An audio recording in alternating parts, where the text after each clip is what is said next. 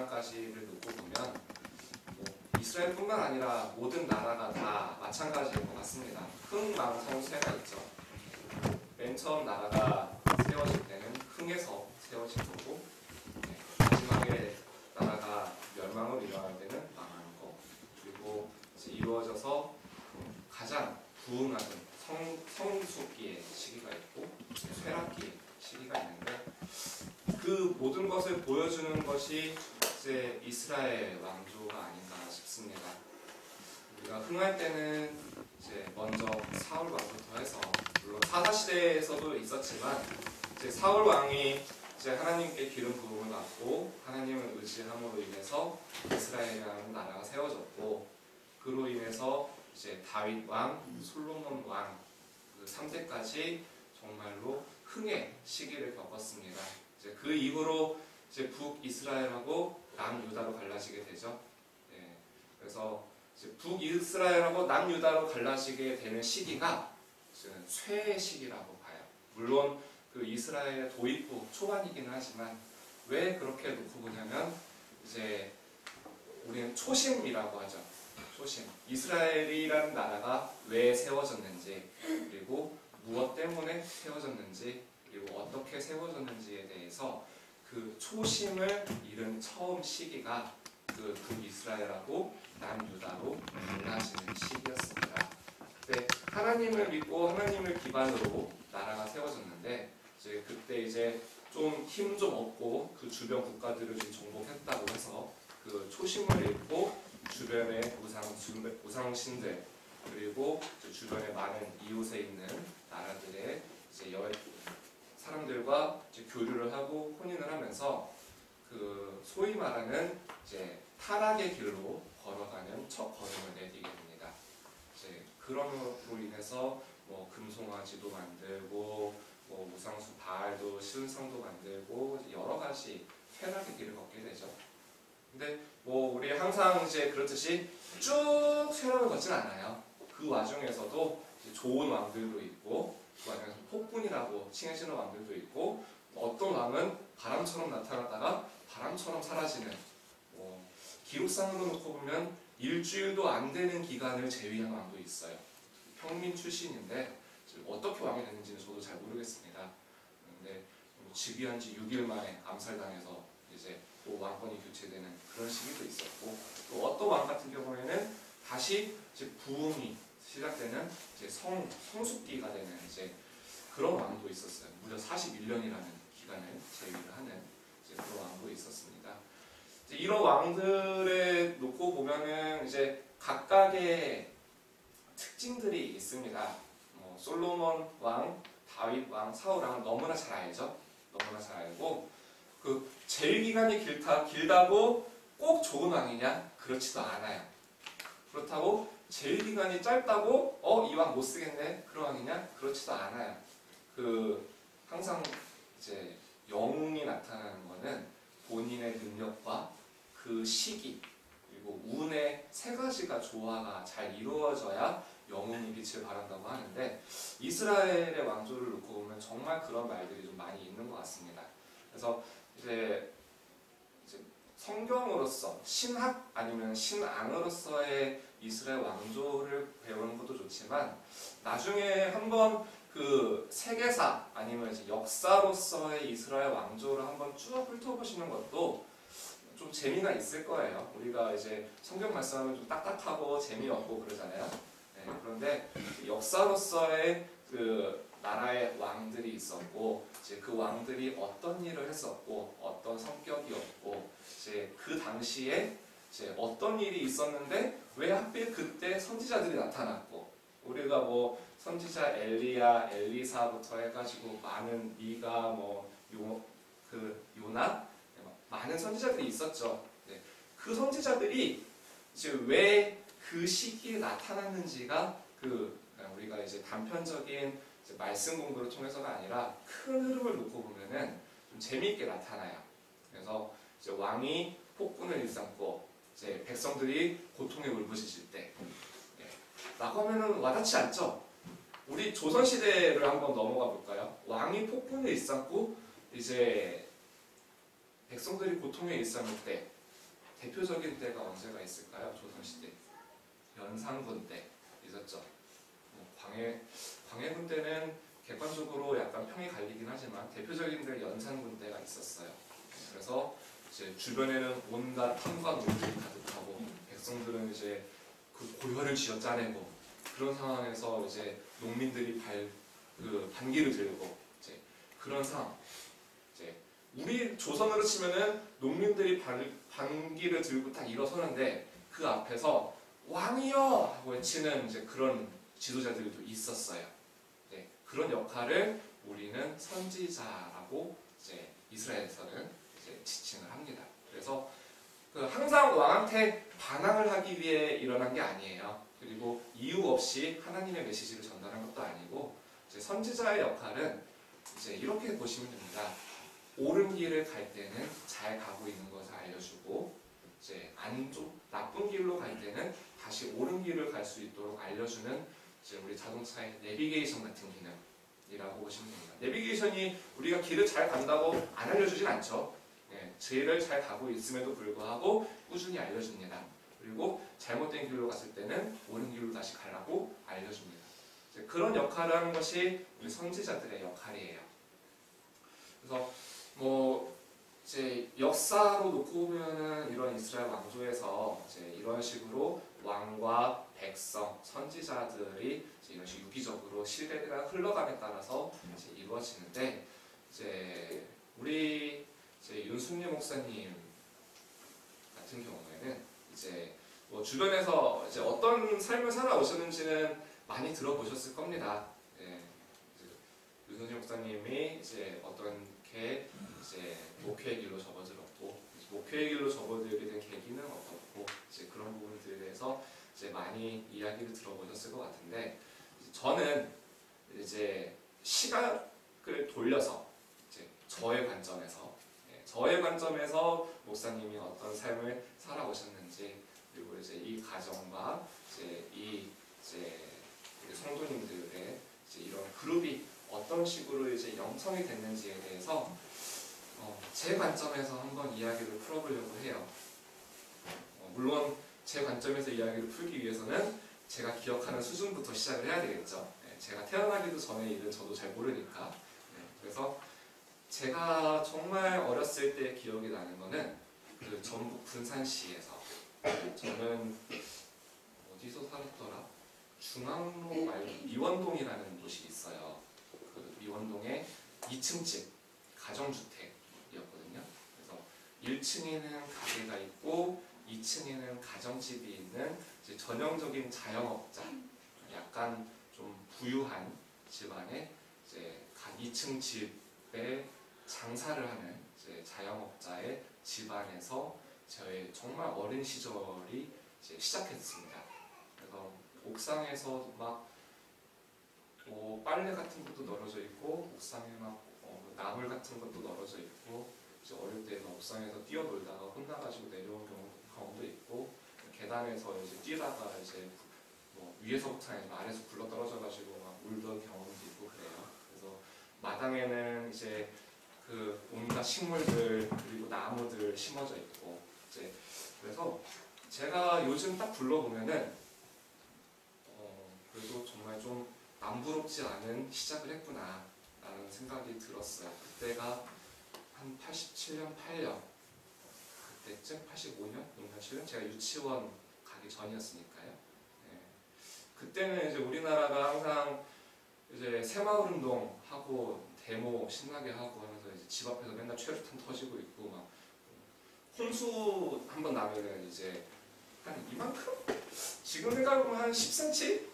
그때는 막 배수 시설도 안 좋으니까 한 10cm가 물에 잠기면은 저는 거의 한 허벅지까지 물에 잠기니까 오 동네가 강이 됐어 하면서 막 미꾸라지 잡으러 다니고 미꾸라지가 있는지도 모르겠는데 그런 어린 시절을 보냈었어요.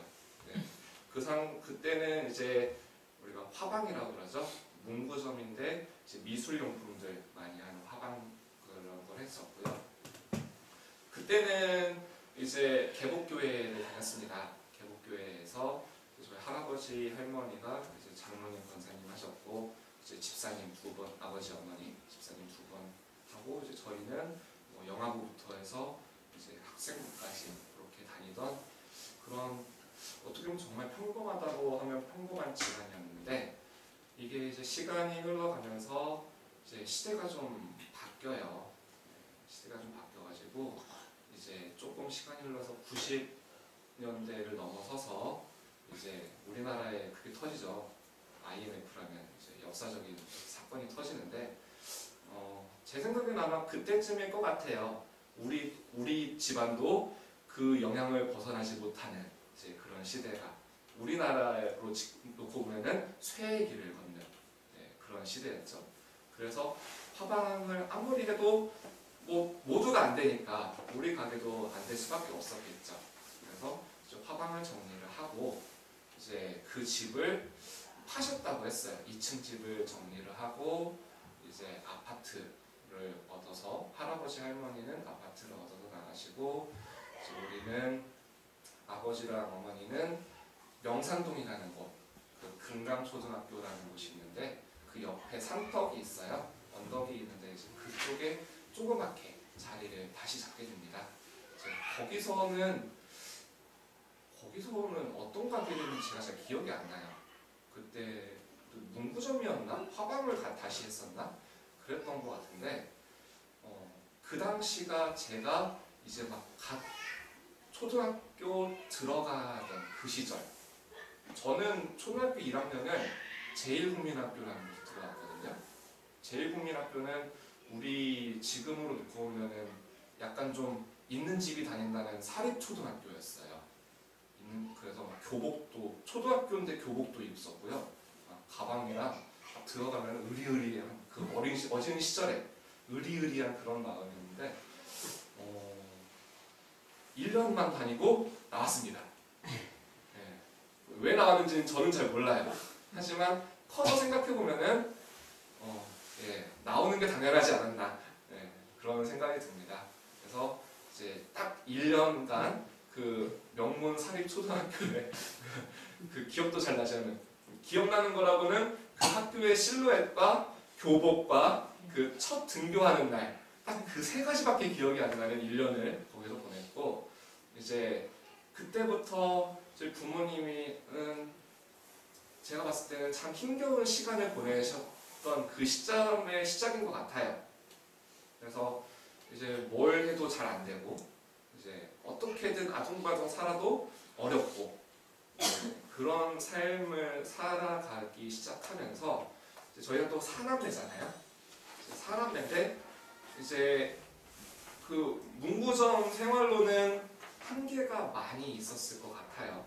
문구점 생활로는 어떻게든 살아보려고 했는데 이제 사남매인데 이제 그 다 아실 분은 아시겠지만 이제 그 막 지금 하루하루 벌어서 하루 먹기도 빠듯한 이 시점에 이제 첫째는 예체능을 한대요. 예체능을 해야 되는데 이제 뭐 그래 해봐라 했겠죠. 네, 그래 해봐라 했는데 알아보니까 예체능은 이제 밑 빠진 독에 물 붓기였고 이제 둘째는 이제 꿈이 높아요. 꿈이 높아가지고 이상을 추구한대요. 그랬는데 이제 그 이상을 추구하는 한편에 이제 미래가 잘 그려지지 않는 그리고 다른 미래를 한번 그려왔는데 거기도 딱히 이제 뭔가 서포트를 해주기가 답이 나오지 않는 이제 그런 이제 암담한 상황이었었죠. 네. 그리고 이제 셋째와 넷째는 아직 어리던 시절. 그래서 아마 고민이 많으셨을 것 같아요. 이제 그리고 그때부터 이제 스스로의 힘, 스스로의 능력으로서의 정말 한계를 부딪히지 않으셨을까라는 생각. 그런 생각이 듭니다. 지금 직장을 다니고 있는 저도 만약에 지금 직장을 그만두고 저 상원이가 한 고등학교쯤 돼가지고 아버지 저는 예체능을 가겠습니다. 저를 예대에 보내주세요 하면은 그래 한번 고민을 해보자 라고 생각을 했을 이제 그런 시절이었을 것 같아요. 네. 그런데 이제 딱 봤을 때 많이 이제 고민이 되셨겠죠. 고민이 되셨을 거고 이제 더 이상 내 힘으로는 무언가를 하지 못했을 거다라고 생각을 하셨던 것 같아요. 그때부터 이제 고난의 길에 들어가는 거죠. 왜냐면은 이제 운동이든지 어떤 이제 레포츠든지 스포츠든지 할 거 없이 기술이 가장 늘어나는 시점이 언제냐면은 나의 힘이 다 빠졌을 때예요. 그래서 스키나 이제 스노우보드 같은 걸 탈 때도 처음에는 나의 근육의 힘, 나의 체력으로 버팁니다. 버텨가지고 어떻게든 타요. 근데 이제 점점 힘이 빠지잖아요. 그럼 이제 다리가 후들후들거리기 시작하고 이제 시야가 흐릿해지기 시작하고 이제 그렇게 이제 되면서 이제 그만 타야 되나? 라는 시간이 와요. 이제 근데 그 체력의 끝 방전의 시간을 넘어서서 이제 한 번만 더 타자 그리고 집에 가자 하는 딱 그 시점이 나의 기술이 확 늘어나는 시점이거든요. 헬스도 마찬가지예요. 내가 막 그 아령 같은 거를 한 10개, 20개를 하고 이제 안 올라가는 딱 그 시점이 있어요. 더 이상 근육의 한계가 느껴지는 그 시점. 그 시점까지는 그냥 내가 먹은 음식을 소화하는 시점이에요. 그리고 그 안 올라가는 시점에 안간힘을 쥐어짜내가지고 한 번 더 하는 그때가 근육이 늘어나는 시간이거든요. 그때는 정말로 내 의지대로 하는 게 아니에요. 그래서 헬스가 어렵다는 것이 나 자신과의 싸움이거든요. 그래서 아마 그때 저희 부모님의 삶도 그런 그 마지막 한계 딱 끝에 다다르는 그 시점이지 않았을까라는 생각이 돼요. 그래서 그 명산동에 있는 그 문구점인지 화방인지 모를 것도 이제 정리를 하고 정말 뜬금없게 이제 시온 선교센터라는 것을 그 걸어서 200m에 있는 그 아래쪽에 이제 만들게 됩니다. 어머님의 입을 빌어서 부부는 하나님의 뜻으로 이제 만들게 됩니다. 근데 제가 봤을 때는 아직 그게 왜 만들어졌는지는 저의 지금의 시점으로는 이해는 안 돼요. 그 이해라는 것이 뭐 용납이 안 된다는 게 아니라 그 사람의 생각으로 저게 어떤 목적을 위해서 어떤 이유로 세워졌는지를 모르겠다라는 거예요. 우리가 일반적으로 생각해보면 이제 가정경제가 힘들면 이제 뭐 부업도 해야 되고 아르바이트도 해야 되고 더 가정경제에 힘써야 되지 않겠나라고 생각이 되는데 그 당시에 저희 어머니는 그나마 있던 돈벌이도 올스톱을 하고 이제 시온 선교센터라는 곳으로 들어가서 우리 이제 광야의 시절을 걷게 되는 거죠. 우리 성경서에 나오는 이제 엘리사나 엘리야가 이제 광야로 들어가서 메뚜기와 석청으로 연명을 하는 그런 시절에 들어가게 되는 겁니다. 이제 그때 이제 저희 큰 누나 지금 전주의 목사님은 인천으로 가게 되고요. 인천에서 저희 외 이모죠. 어머니의 여동생 이모에게 이제 의탁을 하게 됩니다. 저희 부모님 입장에서는 참 마음이 아팠을 것 같아요.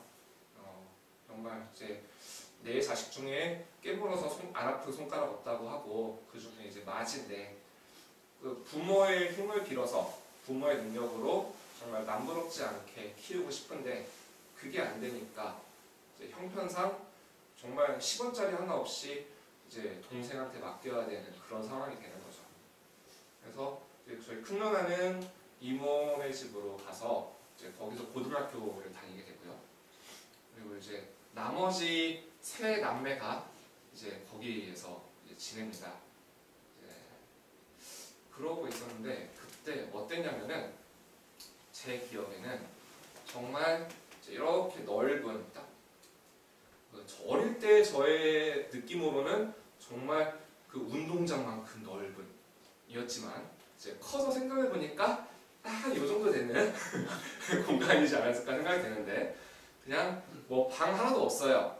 그냥 이렇게 사각 컨테이너 같은 것에 그 이쪽 한쪽 면에는 주방이 있고, 그러니까 주방이라고 하면 좀 식기도구 있고, 이쪽 한쪽 면에는 약간 좀 방 칸막이 쳐가지고 화장실 있고, 나머지는 그냥 평평한 공터였어요. 그래서 겨울 되면은 그 난방을 떼기가 어려워가지고 이제 전기장판을 하나를 틀고 이제 온 가족이 그 고양이들 혹시 아세요? 고양이들이 이렇게 그 요만한 박스나 이제 털 올려놓으면 모든 고양이들이 거기 올라가 있는 그런 삶을 살았던 것 같아요. 온 가족이 그 넓은 공간을 놔두고 요만한 전기장판 위에 모두 올라가서 이불 덮고 이제 그러고 있는 그런 어린 시절, 그랬던 것 같고, 초등학교 이제 올라가면서 거기도 또 정리를 했어요. 그것은 현실적으로 이해가 됩니다. 정리를 할 수밖에 없었을 거라고 생각이 돼요. 그리고 이제 그때는 너무 어린 시절이기 때문에 단편적인 기억들이어가지고 이제 그 당시에 이제 바로 옆에 교회 이름이 하나 있었는데 거기에 이제 잠깐 나갔었거든요. 거기서 제가 초등학교 1학년, 2학년 때 처음으로 외운 것이 시편 1편이었어요. 그래서 이제 요절 암송대회에 나와가지고 칭찬받고 기분이 너무 좋았어요. 그래서 이제 제가 다른 성경 말씀은 다 못 외우는데 아직도 그 시편 1편은 딱히 노력하지 않아도 제 머릿속에 남아있는 그런 성경 말씀이에요. 복 있는 사람은 그 성경 말씀이었고, 그래서 이제 그걸 정리를 하고 이제 저희 어머니는 전주로 이사를 가게 되죠. 저희 어머니와 아버지가 이제 그리고 저희들이 전부 다 전주로 이사를 가게 되고, 이제 그때 형이 또 이제 떨어져 나가게 됩니다. 근데 그 당시에는 형이 어디로 갔는지 잘 기억이 안 나요.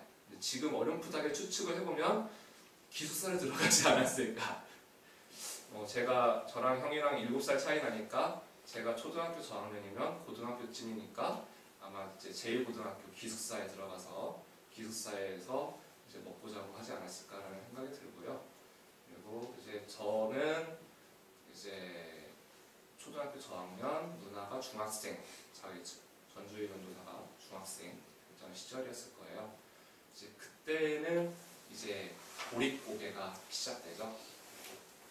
그때는 이제 저희 어머니 입장에서는 어머니의 이제 또 인터뷰를 빌리면 모든 걸 해보셨다고 해요.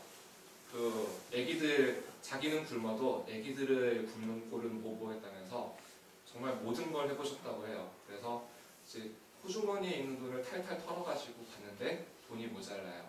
그리고 당장 먹을 것이 없는데 이제 심지어 가스레인지도 없어요. 그리고 이사를 갔는데 거기도 이제 1층짜리 그냥 주택이었거든요.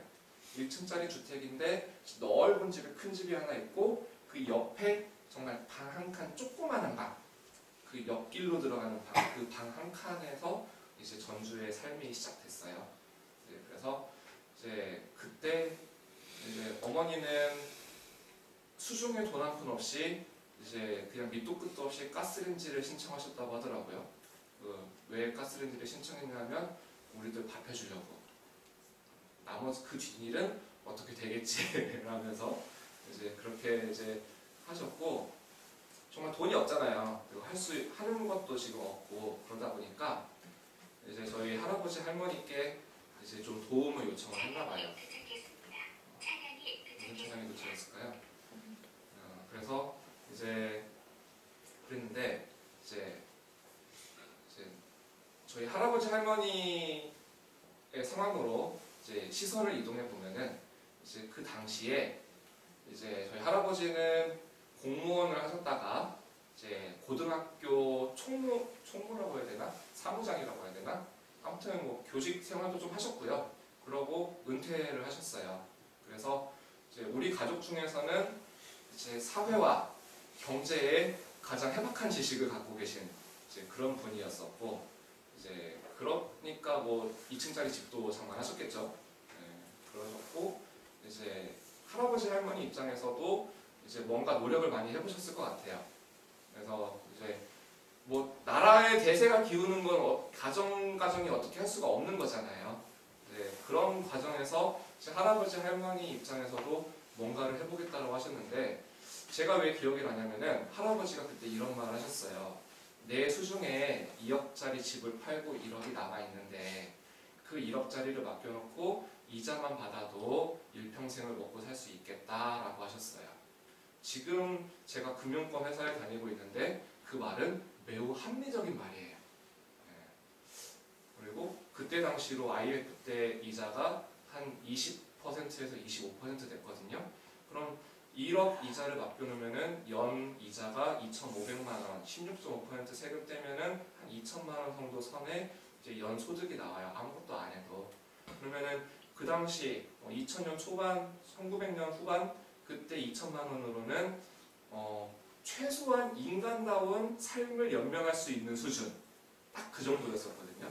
제가 봤을 때 할아버지는 딱 그 가장 그 사회적인 부분에서 합리적인 선택을 했는데, 우리가 항상 그렇듯이 투자를 잘못했죠. 투자를 뭐 은행이나 아니면 이제 확정금리가 나오는 곳에 이제 공신력 있는 기관에 투자를 했으면 참 좋았을 뻔했는데, 이제 사채에 투자를 하셨어요. 누군지는 저도 잘 모르겠는데 할아버지인지 할머니인지 친척이 사채놀이를 하는데 이제 거기에 돈을 맡기고 뭐 시중 금리보다 조금 더 높은 이자를 받겠다라고 하셔가지고 이제 맡겼나 봐요. 그렇게 이제 한동안 이자를 잘 받는 듯 했더니 역시나 사채는 사채죠. 거기도 어느 순간 망해서 잠적을 했어요. 뭐 얼마나 받으셨는지는 모르겠어요. 그때 제가 어릴 때고 좀 뭐 어른들이 이제 돈 문제에 관해서는 어린 애들한테는 말을 잘 안 하니까 얼마나 받으셨는지 모르겠지만, 할아버지 할머니의 인터뷰를 빌리면은 본전을 뽑았다 라고 하셨거든요. 근데 생각해보면 4년만 해도 25%면 본전이죠. 4년만 받으면 25%는 본전이니까 4년 좀 받았겠구나 생각을 하는데, 이제 맞는지는 모르겠어요.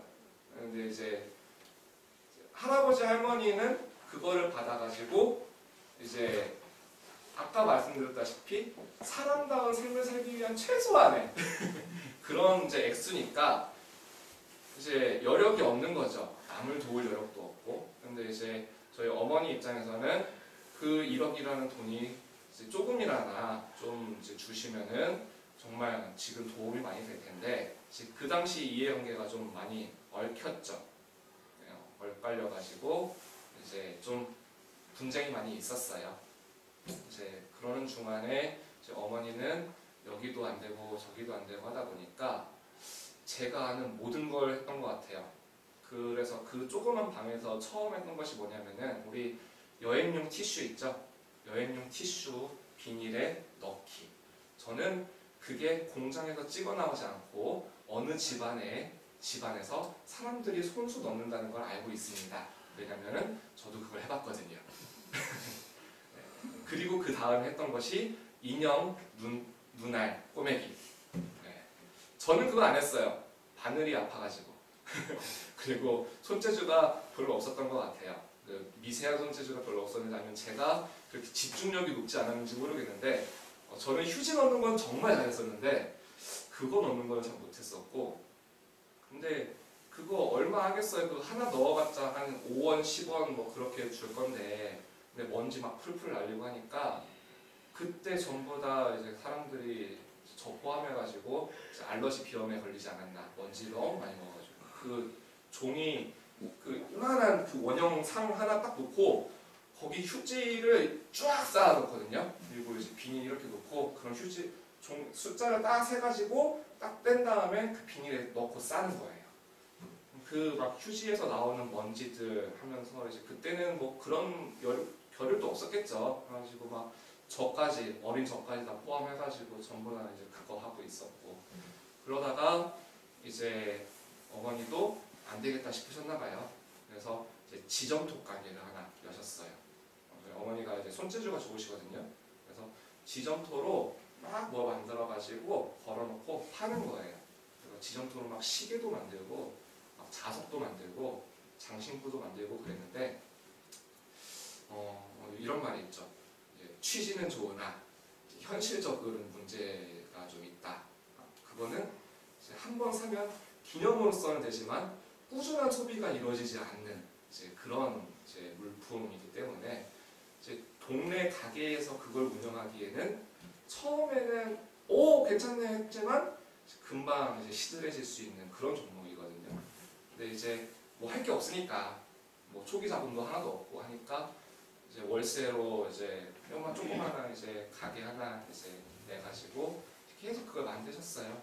저도 옆에서 막 그 당시에 이제 분에 넘치게 남들의 애들은 차를 갖고 노는데 저는 지점토 가지고 놀고 막 지점토 물에 막 넣어가지고 막 놀고 그런 이제 저는 행복했지만 어머니와 아버지는 어떠실지 모를 이제 그런 삶을 살다가 이제 거기도 이제 방을 빼고 지하로 내려갑니다. 이제 지상에서의 삶을 끝내고 저희 외숙모가 독서실을 하는데 이제 거기 지하가 있어요. 그 반지하인지 완전 지하인지 모르겠는데 그 지하실에 이제 살게 됩니다. 그 지하실에 살면은 이제 지하실 살아보신 분들은 알겠지만 항상 습해요. 곰팡이도 자주 쓸고 근데 거기는 또 보일러도 안 떼지죠. 지하라서 창고 형태를 좀 개조한 것 같은데 막 항상 추워요.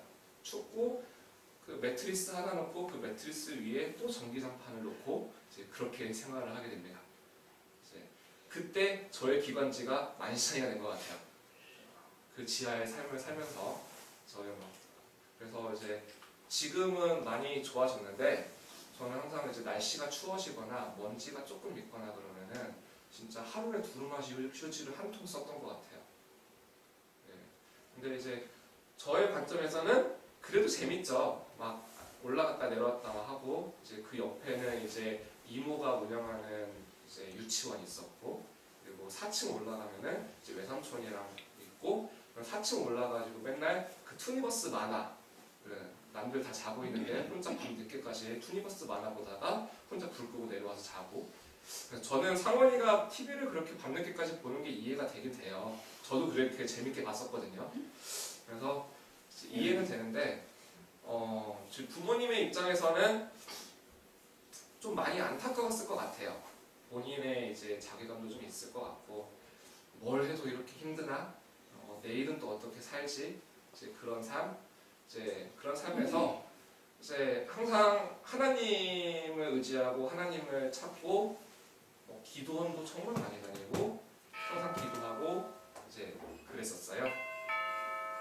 근데 이제 제가 왜 이런 말씀을 드리냐면은 다시 이스라엘 왕조로 넘어가서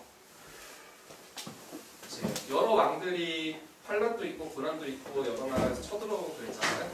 어서 오세요.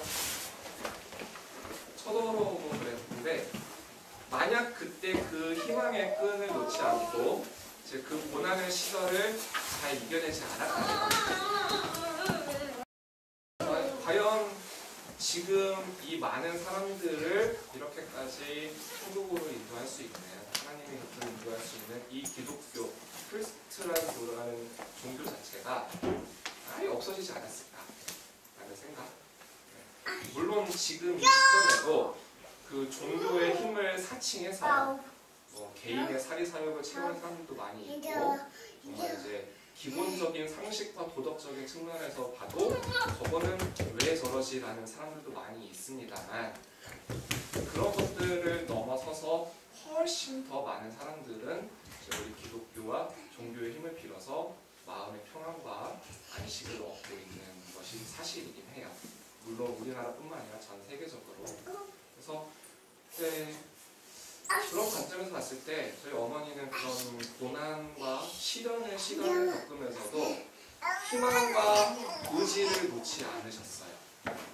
그리고 그 지하를 벗어나서 그 유치원, 이모가 운영하는 유치원으로 넘어가는데 그 유치원에서는 어땠냐면은 2층이에요. 그 유치원도 이제 사설 유치원이다 보니까 이제 아껴야 되잖아요. 아껴야 되니까 난방은 절대 못 틀어요. 그리고 2층이고 창문이 있다 보니까 찬바람도 너무 많이 들어와요. 그래서 이제 아이들 이제 집에 가고 성빈 유치원에 이제 먹고 자고 하는데 어떻게 하냐면 그 유치원 놀이방에 텐트를 칩니다. 그 유치원 안에 텐트를 치고 그 안에 또 전기장판을 깔아요. 네, 그리고 이제 그 안에서 저희 누나와 작은 누나와 전주희 누나와 저와 그리고 아버지 어머니가 이렇게 생활을 하죠. 근데 제 기억에 그때 저희 아버지는 제 기억에 없는 거 보니까 잠깐 어디 가셨든지 군산에 가셨든지 아니면 같이 계시는지 잘 기억이 안 나요. 네, 그래서 이제 우리 인생의 가장 클라이막스죠. 클라이막스, 저의 인생에 있어서는 이제 고난의 클라이막스라고 볼 수 있고, 이제 저희 어머니 입장에서는 마침표를 찍기 마침표로 하긴 그렇죠. 바닥을 찍기 전, 바닥이 좀 더 남아 있습니다만, 네, 바닥이 찍기 전까지 내려갔어요.